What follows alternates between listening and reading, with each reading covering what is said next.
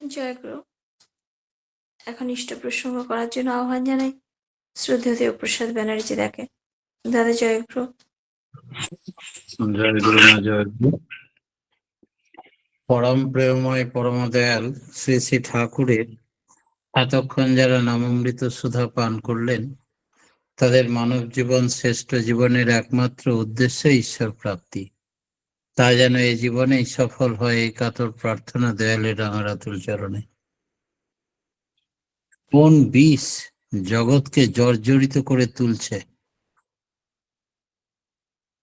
আমরা সবাই পৃথিবীতে জর্জরিত, সে কথা বাস্তবে প্রত্যেক দিন দেখতে পাচ্ছি। কিন্তু এর গোড়ার গলদ কোথায়? কেন এরকম বিকৃত মস্তিষ্ক বলা মানুষ কেন একে অপরকে সহ্য করতে পারছে না? কোন বীজ বৃক্ষ রোপণ হয়েছে আমাদের মাঝে? শ্রী শ্রী ঠাকুরের ভাবাদর্শে সারা ভারতের হিন্দু মুসলমান পারস্পরিক সংস্থাপনা ও সমাবেশ এমন করা চলত যাতে ভেদ, বিদ্বেষ, বিচ্ছেদ বা বিভাগের প্রশ্নই উঠত না। গোড়ায় গলদ হয়ে গেছে, ভুল হয়ে গেছে। ঠাকুর যা চেয়েছিলেন সেটা হয়নি। রাষ্ট্রীয় নায়করা তা শোনেননি। আমরা সংহতি চাই, আদর্শ চাই। সংহতি চাইতে গেলেই আদর্শকে চাইতে হবে, তাছাড়া পথ পাব না, মাথা খুলবে না। আর প্রতিলোম চারিয়ে গেছে দেশে, বিশেষ করে মুসলিম সম্প্রদায়ের মধ্যে অনুলোম প্রতিলোমের কোনো জ্ঞান না থাকায় প্রতিলোম বিবাহে চারিয়ে গেছে, অন্যায় হয়েছে, সমাজে ক্ষতিগ্রস্ত করছে। জন্তু জানোয়ারের বেলায় আমরা প্রতিলোম সংমিশ্রণ পছন্দ করি না। জানি ওতে পিতামাতার মৌলিক গুণাবলী বিরুদ্ধ মিলনের দরুন বিধ্বস্ত হবে, বাচ্চা বিকৃত হবে। কিন্তু মানুষের বেলায় এই সত্যটা আমরা স্বীকার করতে চাই না। মানুষের বংশ ঠিক রাখার চাইতে কুকুর বা ঘোড়ার বংশের মান ঠিক রাখার উপরে আমাদের নজর বেশি। মানুষের বিবাহ ও জনন দিয়ে যদি এইভাবে ছিনিমিনি খেলা হয়, তবে প্রকৃতিও মানুষকে নিয়ে ছিনিমিনি খেলবে, এটাই স্বাভাবিক। মানুষের মধ্যে আর মনুষ্যত্বের বুনিয়াদ খুঁজে পাওয়া যাবে না। মানব দানবে পরিণত হবে, পরস্পরকে নানাভাবে হিংসা করবে, বিদ্বেষ করবে, জর্জরিত করবে। তাই সাবধান এই বীজ বৃক্ষ থেকে, যা জগৎকে জর্জরিত করে তুলছে প্রতি মুহূর্তে। প্রত্যেকটা মানুষের কর্মে সাফল্য চাই আমরা। কর্মে সাফল্যের সংকেত কি? সময়কে পোষ মানাও, যাতে স্বর্গীয় শান্তি সহ সাফল্য আসতে পারে। প্রত্যেকটা মুহূর্তকে কাজে লাগাও, বসে রাখো, নিয়ন্ত্রণ রাখো। রাত পোহালেই লক্ষণ মারা যাবে, তার আগেই বিশল্যকরণী নিয়ে পৌঁছানো চাই, সূর্য ওঠার আগে। তাই হনুমানের মতো তেজোদীপ্ত হয়ে সূর্যকে বগলে দেবে রাখো। একেই বলে সময়কে পোষ মানানো। উপযুক্ত সময়ে যা উপযুক্ত করণীয় তা করতে হবে, নির্দিষ্ট সময়ের আগেই। সূর্য বগলে করা বলতে এত দ্রুত কাজ করতে হবে যে প্রকৃতির উপরে আধিপত্য বিস্তার প্রতিষ্ঠা প্রকৃতি সাহায্য করেন। বিদ্যুৎ কর্মা হতে হবে, চৌম্বক মনা এবং বিদ্যুৎ শরীরী যদি হও, তবে সবই অসম্ভব সম্ভব হয়ে যাবে।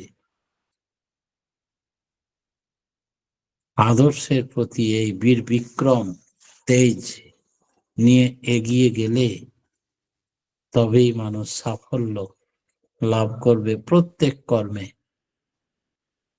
সংগঠন মানে কি? সংগঠন মানে বিভিন্ন লোককে এক আদর্শে ও এক উদ্দেশ্যে অনুপ্রাণিত করা। পৃথিবীতে আজকে এত ভেদ বিভেদের কারণই হচ্ছে এক আদর্শে চলে যারা, তাদের নিয়েই সমাজ গড়া। এক আদর্শে দীক্ষার সংখ্যা ছাড়িয়ে দিতে হবে এবং প্রত্যেকের উদ্দেশ্যই হচ্ছে you are for the lord, not for others, you are for the lord and so for others.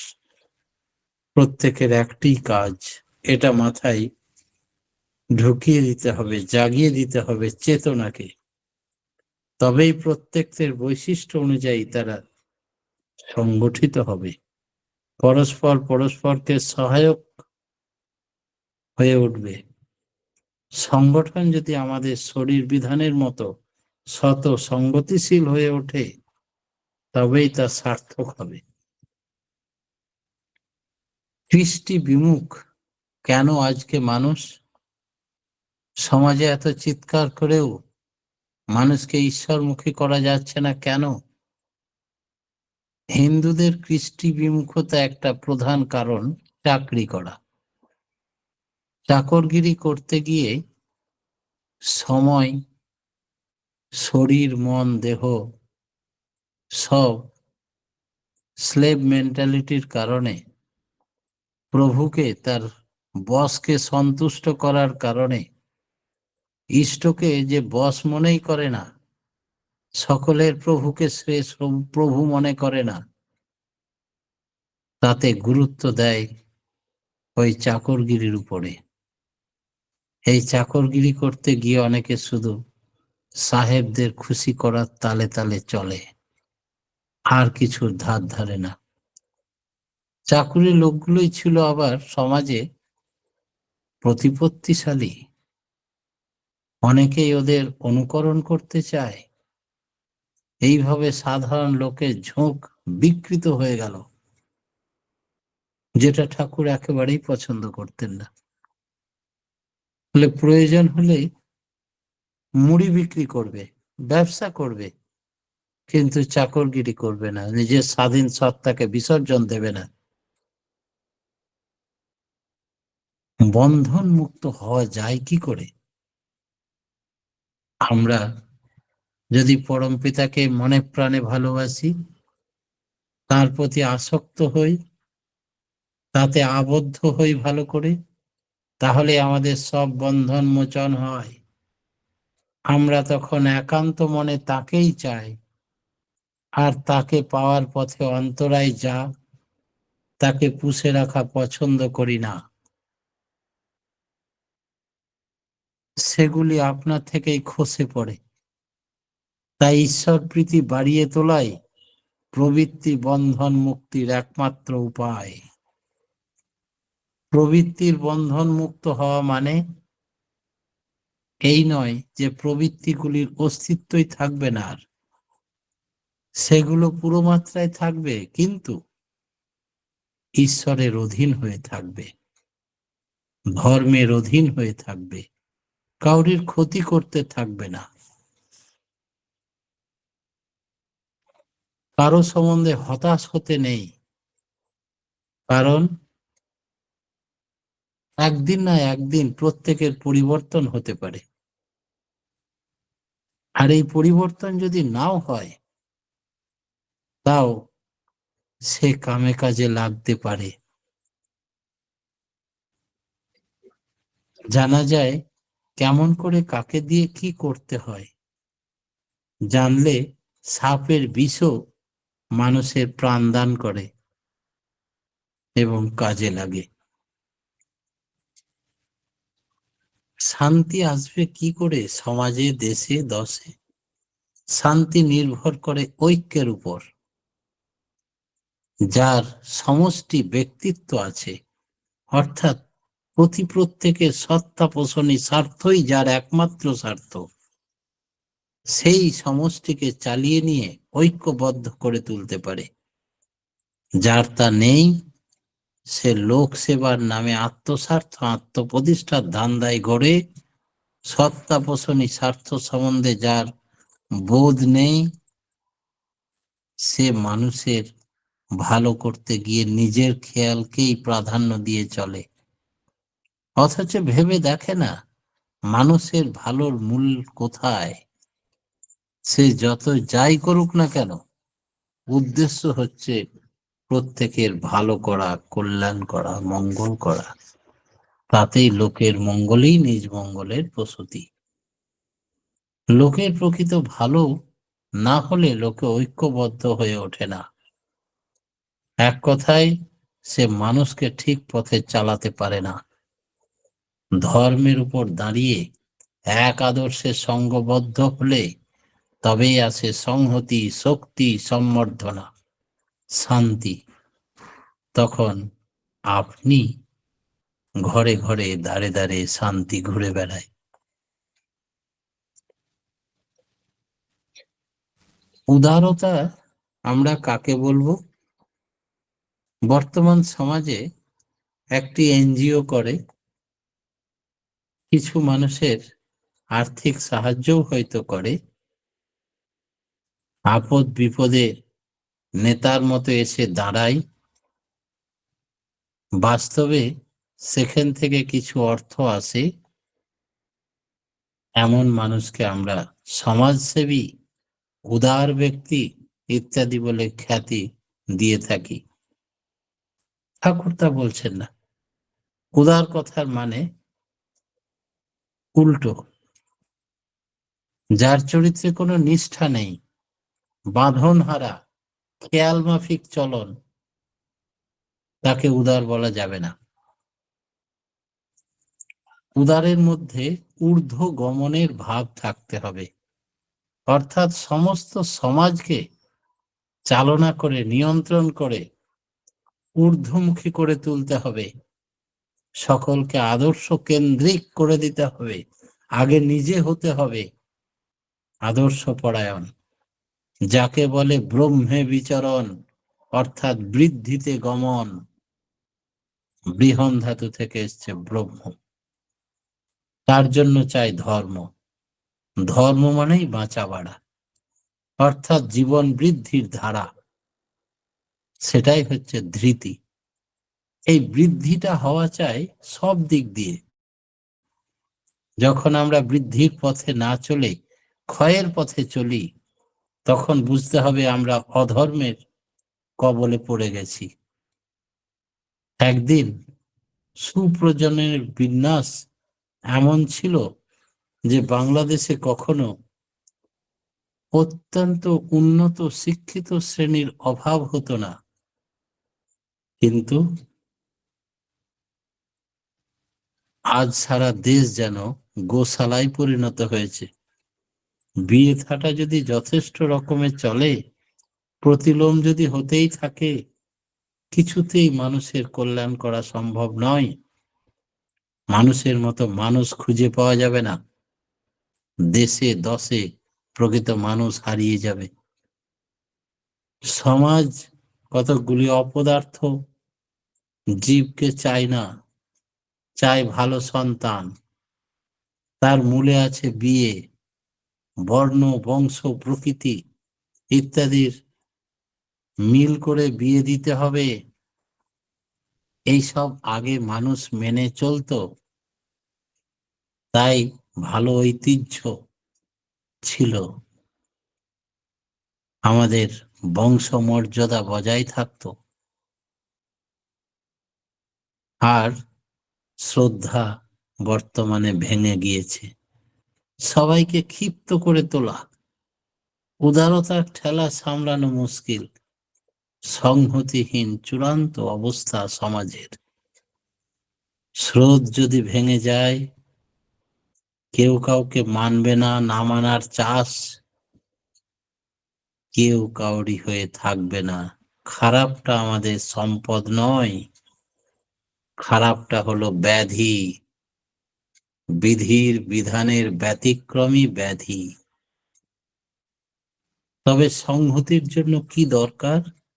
সংহতির জন্য সবচাইতে বেশি দরকার হচ্ছে এক আদর্শে চলে যারা, তাদের নিয়েই সমাজ গড়া। এই এক আদর্শে দীক্ষিত করতে হবে। আর এক এক জায়গায় বহু লোক দল বেঁধে থাকে, সমাজবদ্ধ জীব। প্রত্যেকে দেখে তাদের মধ্যে একটা বিপুল শক্তির জাগরণ ঘটবে। প্রত্যেক সম্প্রদায়েরই এমন ভাবে চলা উচিত যাতে তারা অত্যাচারিত না হয়, অত্যাচার কেউ না করে। কেউ দুর্বল হয়ে থাকলে অত্যাচারী প্রকৃতির যারা, তারা তাকে অত্যাচার করতে উৎসাহ বোধ না করে। দুর্বলতাকে কাটিয়ে দেওয়ার জন্য মানুষ যেন সংঘবদ্ধ হয়ে প্রত্যেকের সহায়ক হয়ে ওঠে, সাহায্যকারী হয়ে ওঠে। কেউ কাউকে দেখে না, কেউ কাউরির কথা মানে না। এই রকমটা হলে সমাজ অধঃপথের দিকে যাবে। এই পরিস্থিতি রকম চেঞ্জ করতে হবে। পরিবেশকে বাদ দিয়ে আমরা একলা একলা বাঁচতে পারি না। পরিবেশের সেবা করাই ধর্ম। এই কথাটা মাথায় রাখতে হবে। বাস্তবে সেবা ধর্ম আচরণে ফুটিয়ে তুলতে হবে। আদর্শ যেমন চাই, তেমনি চাই অনুলোম অসবর্ণ বিবাহ। এতে বিভিন্ন বর্ণের মধ্যে খুব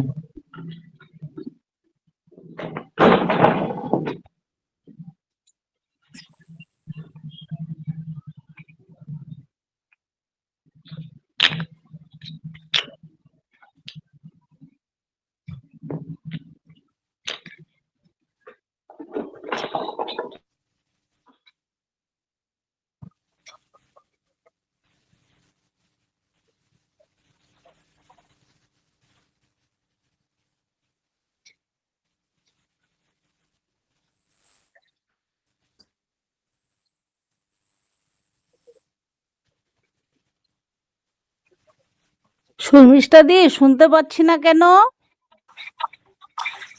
দাদা বলছেন না, দাঁড়ান। অডিও খুলে রেখেছিল, ডিস্টার্ব হচ্ছে, তাই খুঁজে দেখছিলাম। দাদা মিউট করে দিয়েছি। আচ্ছা, অনুলোম ক্রমে যেন সমাজে বিয়ে থা হয়, সেই ধারে নজর দিতে হবে। সমাজ দেহ বিস্তার লাভ করুক ব্যক্তিতে আদর্শে। আমাদের সমাজে এখনো কিছু মানুষ আছে যে জ্যোতিষ ধরে করতে যে যায় বাঁচা বাড়ার কিস্তিমাত, হাপি খেয়ে হয়েই থাকে ধূলিসাৎ। ঠাকুর বললেন জ্যোতিষদের কি করা উচিত না, তো প্রারব্ধ কর্মফল অনুযায়ী আমরা বাধ্য হই কোনো কাজ করতে, এবং সেই প্রাক্তন পুরুষাকার সৃষ্টি করি। পুরুষাকার কখনোই আমাদের ছেড়ে যায় না। তাই প্রারব্ধ কর্মফল সঞ্চিত কর্মফল থেকে বেশি প্রকট হচ্ছে কৃত কর্মফল। এই জন্মে আমি যা করব ইচ্ছা করে, সেইটি প্রকট করে তুলতে হবে। কি করলে পূর্ব জন্মের প্রারব্ধ কর্মফল, সঞ্চিত কর্মফলকে কাটিয়ে উঠতে পারি, জ্যোতিষীদের সেটা জানিয়ে দেওয়া দরকার। যে পুরুষাকারকে গুরুর ইচ্ছা পূরণে লাগাতে হবে আমাদের এই জীবনে কৃতকর্ম ফলে। তাহলে আমাদের দুর্ভোগের হাত থেকে রেহাই হবে, সুন্দর ভবিষ্যৎ জীবন গড়ে তুলতে পারব। জ্যোতিষীকে অবশ্যই তাকে এই বুদ্ধিটা সজাগ করে জানিয়ে দিতে হবে।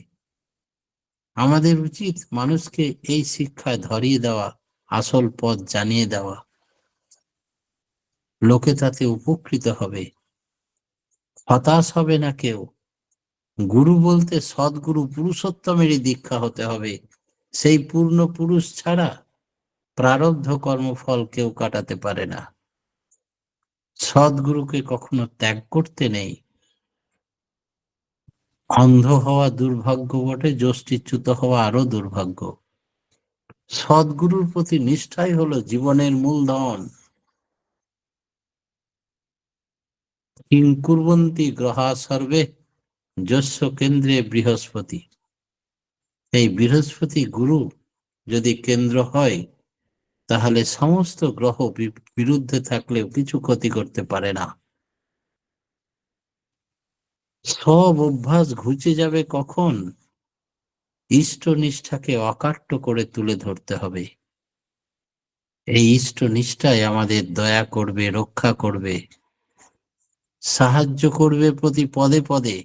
যারা ইষ্টগুরু পুরুষোত্তমকে পেয়েছেন, তারা প্রতি মুহূর্তে বুঝতে পারেন কিভাবে বিপদ পথে হাত ধরে যে চলার কায়দা জানিয়ে দেয়, তাকেই জানিস গুরু বলে, অভয় পথে সহিত নেয়। নিষ্ঠায় ভবসাগরের কাণ্ডারি, তিনি রক্ষাকারী। অভাব মানে ভাবির সঙ্গে ভাব না থাকা। ভাবির সঙ্গে ভাব না থাকলে অভাব কিরে যায়, ডাইনি অভাব পদে পদে রক্ত চুষে খায়। তাই আমরা প্রত্যেকে অভাব থেকে মুক্ত পেতে চাই, আর এই মুক্তি পাওয়ার উপায় হচ্ছে ভাবির সঙ্গে ভাব বাড়িয়ে দাও, তাতে ভেতরের শক্তি খুলে যায়। তখন মানুষ যা করে তাতেই কৃতকার্য হয়ে ওঠে। এই ভাব, এই টানটাই প্রেরণা যোগায়। নিখুঁত ভাবে করতে হবে, আর এই করাটা নিখুঁত হলে সাফল্য অনিবার্য হয়ে ওঠে। এমনতর করা চলাকেই বলে প্রার্থনা। প্রার্থনা মানে প্রকৃষ্ট রূপে চলা। অভাব একটা ব্যাধি। ব্যাধি মানে বিধির বাধা। অর্থাৎ বিধিকে যখন আমরা ব্যাহত করে চলি, তখনই আসে অভাব, দুঃখ, অকৃতকার্যতা, রোগ, অশান্তি। চলনে বিধিমাফিক চললে এইগুলি নির্মূল হয়। সক্রিয় নিষ্ঠানন্দিত ইষ্টি চলনই ধর্ম। এক ধর্মের অনুসরণেই ধর্ম, অর্থ, কাম, মোক্ষ চতুর্বর্গ ফল লাভ হয় জীবনে। ধর্মের প্রধান অঙ্গ হলো পরিবেশের ইষ্টার্থী সেবা।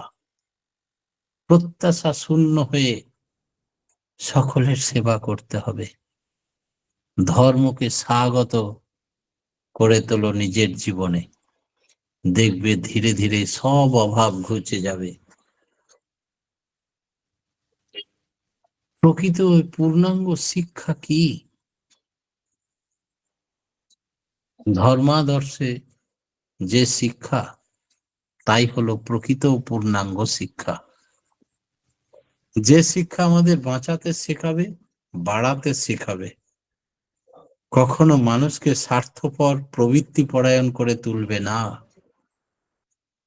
কর্ম এ সেবার ভিতর দিয়ে পরিবেশের সুখ সুবিধা বাড়িয়ে তুলবার তাগিদে কারো অন্তরে প্রবল হয়, ওই যোগ্য না হয়ে উঠলে ধর্ম মানে জীবনীয় ধৃতি, এই ধর্ম সম্বেগ ঢুকিয়ে দেওয়াটাই শিক্ষার প্রাণ কেন্দ্র। তার জন্য চাই এমনতর সম্বেগ সম্পন্ন শিক্ষক, যার কেন্দ্রে আদর্শ থাকবে।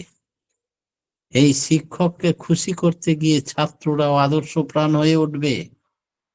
শিক্ষককে আবার প্রিয় পরম বলে কেউ থাকা চাই, যার প্রীতির জন্য তার বৃত্তি, প্রবৃত্তি, সংস্কার, অভ্যাস, ব্যবহার সুনিয়ন্ত্রিত থাকবে।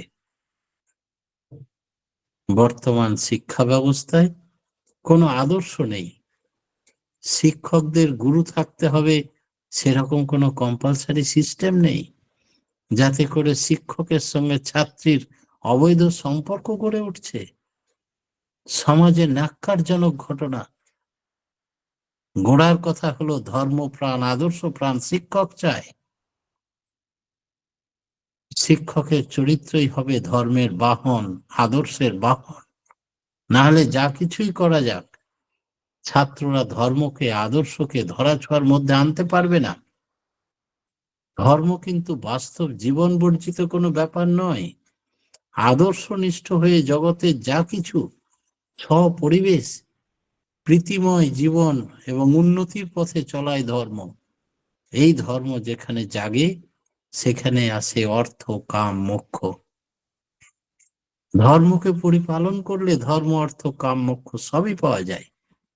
একটি ছেলেও হতাশাগ্রস্ত বেকার থাকবে না। ধর্ম বাদ দিয়ে আজকে এই ধরাশায়ী তাই কাল ঘুরে দাঁড়াও, অস্তিত্বকে ধরে থাকো, অথবা উল্টে যাবে সমাজ।